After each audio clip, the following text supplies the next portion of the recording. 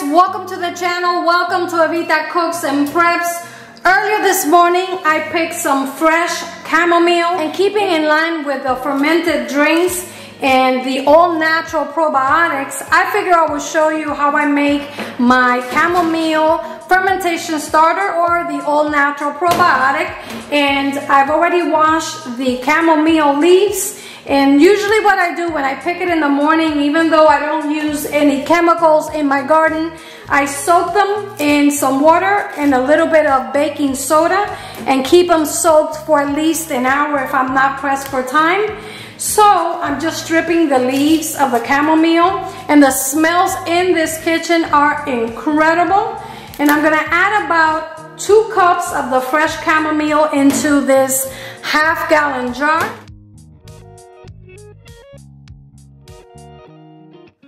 What I normally do with the stems is that I pile them inside my grill, and when they're nice and dry, I add them to the charcoal, and when I'm barbecuing, I just throw them into the fire when I'm getting the barbecue started.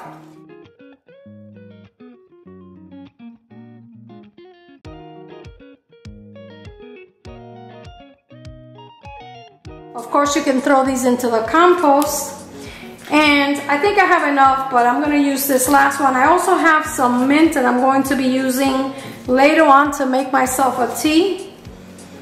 When I was walking through the garden this morning, I have a habit of giving my plants a haircut every Friday, and today is Friday, so I also picked some habaneros to make my husband some hot sauce and also some Jamaican patties that he loves.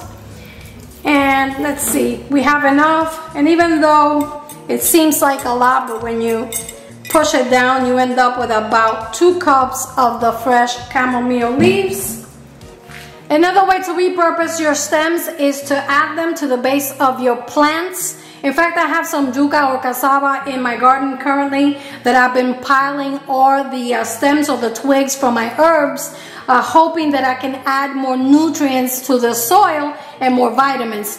Remember that as preppers, we have to make good use of everything that we have at our disposal. And the twigs from the herbs, as well as the cutouts from our plants, also help to stimulate a healthier garden. So don't throw these out, whether you use them in the barbecue or in your garden. There's always a way that you can repurpose them.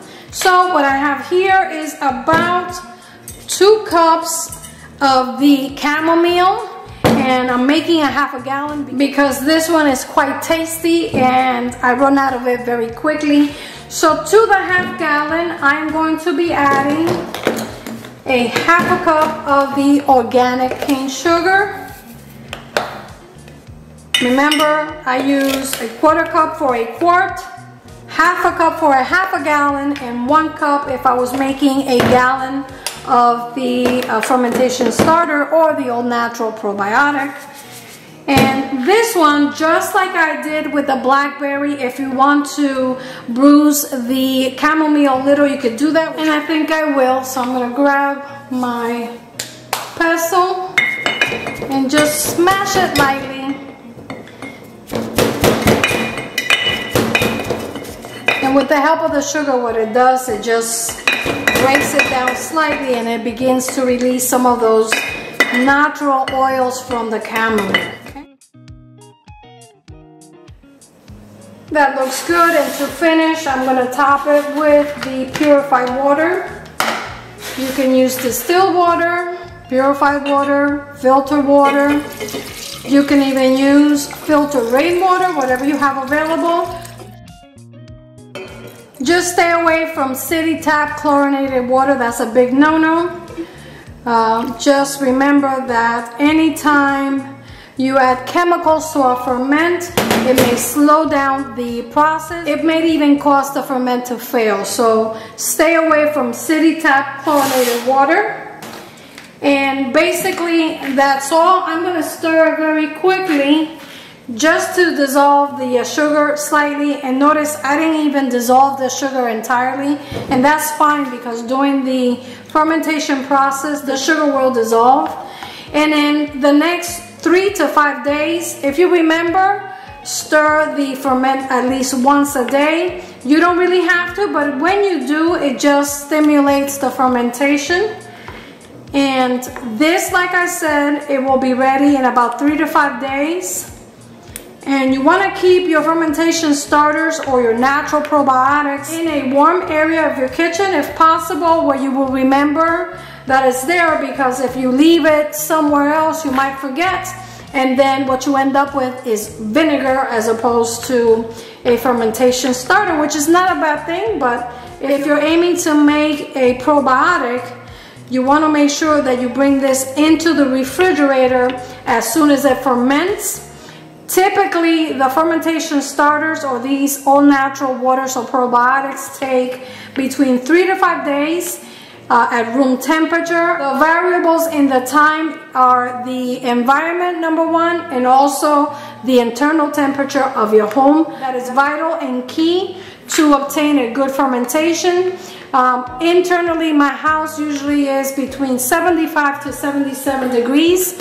And that is the ideal temperature. In fact, anywhere between 75 and 79 is fine. And now what I'm going to do is I'm just going to cap it or cover it. And I don't cover it tightly, I just loosely cover it, because you definitely need a little bit of air to penetrate. You can use a rag with a rubber band too. I prefer using a top lightly tightened. Other than that, the only thing that is left to do is to date it and label it, wait about 3 to 5 days, stick it in the refrigerator, and in about 5 days you'll be ready to enjoy this all-natural flavored water, which in fact is probably one of the healthiest and the best probiotic available in the market.